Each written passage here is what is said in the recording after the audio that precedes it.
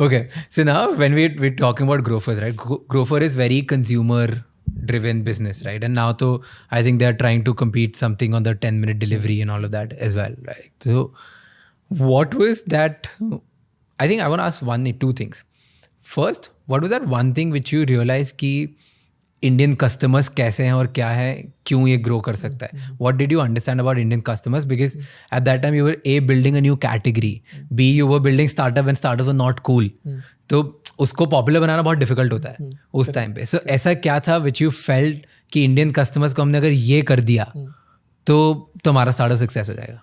ये देखो, Indian customer तो ना सबसे क्या कहते हैं स्पॉइल्ड कस्टमर है वर्ल्ड का. ठीक है, उसको सब कुछ सबसे सस्ता भी चाहिए, सबसे छोटे साइज में भी चाहिए और अभी चाहिए. ठीक है, एंड उसके बाद भी उसको डिस्काउंट चाहिए. तो यूएस में क्या है कि सेट मार्केट है कि आप बड़े शहर से थोड़ा ड्राइव बाहर करके चले जाओ तो आपको सस्ता मिल जाएगा माल. शहर के बीच में आओगे तो आपको महंगा मिलेगा. इंडिया में ना प्रॉब्लम है, एक कॉन्सेप्ट है एमआरपी का, मैक्सिमम रिटेल प्राइस. हर एक प्रोडक्ट पे एक एमआरपी छपा होना जरूरी है. आप उससे ज्यादा बेच नहीं सकते. वो अलग बात है, पीवीआर अपने पानी की बोतल पे 150 रुपये छपवा देगा, पर वो 150 रुपये से ऊपर नहीं बेच सकता. ठीक है, इंडिया के बाहर वो कॉन्सेप्ट नहीं है. आप सेम कोक का कैन लो, उस पर कोई एमआरपी नहीं होता. आप अपने रेस्टोरेंट में वो $5 का भी बेच सकते हो और हो सकता है आपको 25 सेंट का वॉलमार्ट पे मिल रहा हो. ठीक है, इंडिया में वो प्रॉब्लम है. So every product has an MRP, right, and that becomes a big constraint. तो इंडिया में सर्विस के लिए वैसे कोई पे करने को तैयार नहीं है. एमआरपी कैप्ड है, राइट. तो कोई भी कंज्यूमर साइड बिजनेस बनाना ना इंडिया में बहुत टफ चीज़ है. तो ग्रोफर्स में भी हमारे को ये था कि हम ऐसा क्या करें कि बंदा मार्केट ना जाए या बाजार ना जाए शाम को और इतना सुस्त हो जाए कि उसको लगे यार ठीक है ये दाल आटा चावल ही तो मंगाना है और इसके लिए मैं मार्केट क्यों जा रहा हूँ. तो हम we wanted to solve that problem कि एक बोरिंग एक्टिविटी को करने के लिए आप बाहर मत जाओ. The bigger challenge in India as I told you is key size. India में क्या है कि आपके पेरेंट्स को हर रोज शाम को जाना है मार्केट तफरी मारने. ठीक है, हाँ, उनके लिए वो it's a social outing, right. US में क्या है कि आपको वॉलमार्ट जाना है तो आप महीने में एक बार ही जाओगे, पूरा अपना गाड़ी का ट्रंक भर के ले आओगे और अपने बेसमेंट में डाल दोगे, फिर पूरा महीना खाते रहोगे. इंडिया में वो नहीं है. इंडिया में हर रोज ही जाओगे, सब्जी लेके आओगे. अब जब तुम हर रोज सब्जी लेने जा ही रहे हो तो तुम अंडा ब्रेड भी ले आओगे. जब अंडा ब्रेड ले आओगे फिर कोई बोलेगा जी आटा खत्म हो गया, दाल खत्म हो गया, तो वो भी ले आओगे, राइट. तो इंडिया में स्टॉकिंग का कल्चर नहीं है, right. And that's why building a grocery business was double tough in India. And even if you look at it, I don't think people have really cracked grocery as a category. And it's nothing against Grofers. I think Grofers has done in fact a much better job than most of the people. But घूम फिर के एक time पे बहुत सारी grocery की startups आ गई थी. एंड में बची ग्रोफर्स और बिग बास्केट. और अब भी क्या हुआ, बिग बास्केट टाटा को बिक गई, Grofers seem to be going under Zomato as Blinkit.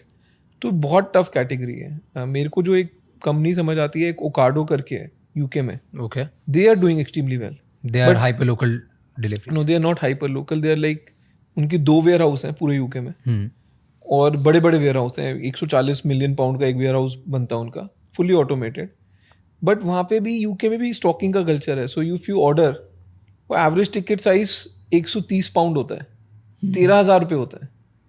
13,000 रुपये पे आपका 30% मार्जिन होता है. ठीक है, तो आप 4-5 हज़ार रुपये तो पर ऑर्डर बना ही सकते हो पैसे.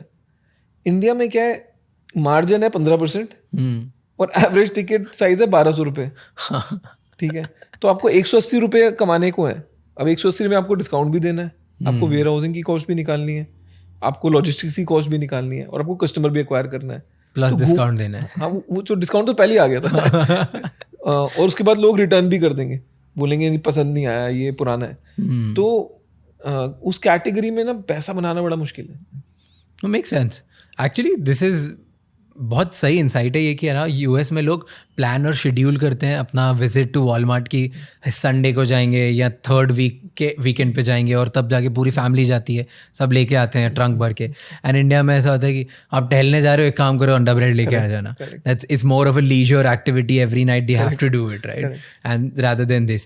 पर इसमें so how are they making money? क्योंकि 25 रुपए की चीज़ मेरे को 5 मिनट में दे रहा है. They are not. एक ही चीज पे आप पैसा बना सकते हो अगर आपका बास्केट साइज अच्छा है. नायका क्यों पैसा बनाता है? क्योंकि मैं ये बोलता हूँ कि कितनी छोटी चीज और कितनी हाई वैल्यू चीज आप डिलीवर कर सकते हो, उस पर पैसा बनता है.